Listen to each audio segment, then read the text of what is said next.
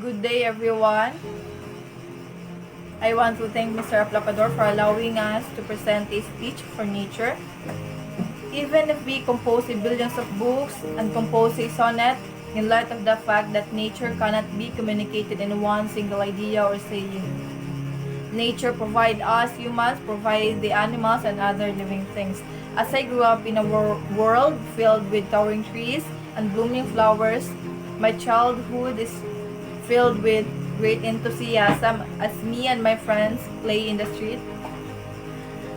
As we play in the sunny day, we run and climb high places, amazed how great the scenery Mother Nature showed to us.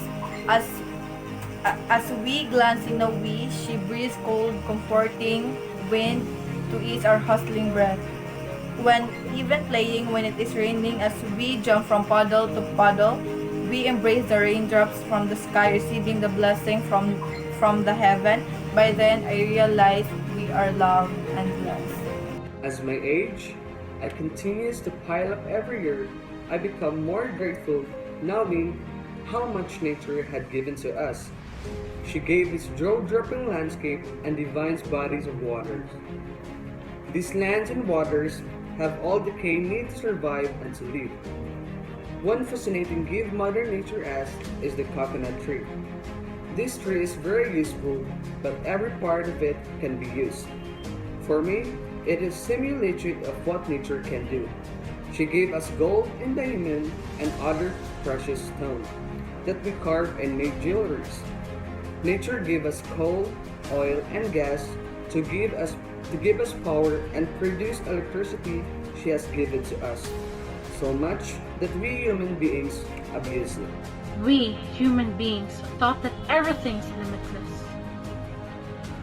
We thought that that is bought here on earth is forever.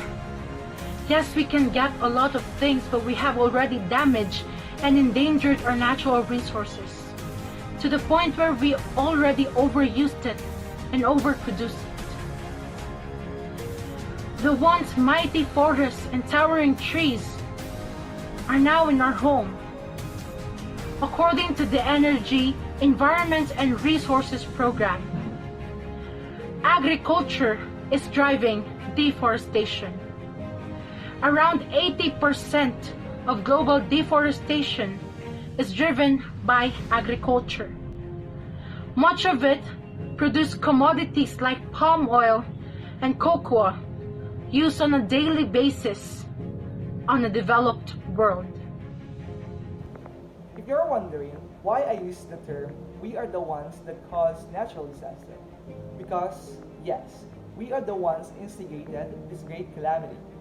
Environment issues affect life on this planet, from the smallest parasite to human race. Earth is the home of over 3 trillion trees, and there are roughly 400 trees for every human. Almost half of them living in tropical or subtropical forests. 12,000 years ago, before the advent of agriculture, Earth had twice as many trees as it does now. According to USDA, our planet is losing over 10 billion trees a year. So, we need forests more than ever to protect the world's remaining plants and living creatures, to prevent flooding, to slow human-induced climate change, and to provide paper on which education and communication still depend. Let us be accountable for every step we took. As leaders of different countries, I plead with you to please think about your grandchild. Do you want your grandchild to see trees in pictures only? Do you want your grandchild to wear a mask and oxygen tank because there is no clean air left? Do you want your grandchild to miss the feeling of bathing in the sea? Do you want your grandchild to ask you, what did you not do? This world don't need tons of money. It needs compassion and love and sense of accountability and responsibility. We are sent here in the world not to be in luxury, but to learn day by day, and everything we have is not ours. We are just mere stewards, guardians, and look out for this world we live in. Leaders, think about the future. Is what you're doing now beneficial for all generations? In all generation, I mean generations to come. We all grow seeing wonderful wonders of nature. Let us preserve it, what we have now. I'm sure we will be thanked by our posterity in doing so. Leaders, in all the trials and the hustle and bustle of the economic world that we have today, where all of us must compete, I plead with you to please work together and save what's left. If you neglected the responsibility, I now plead and ask you that it is not only us who will suffer alone, but also you as well. It's because one day, when dark clouds gather and the tempest started raging, all of us will be carried away and will drown in the flood that we created due to the uncontrolled deforestation. Since 1990, it is estimated that 420 million hectares of forest have been lost through the conversion to other land uses. Between 2015 and 2020, the rate of deforestation was estimated at 10 million hectares per year. I know that you know that in the end, the money you have earned will not save you when nature attacks.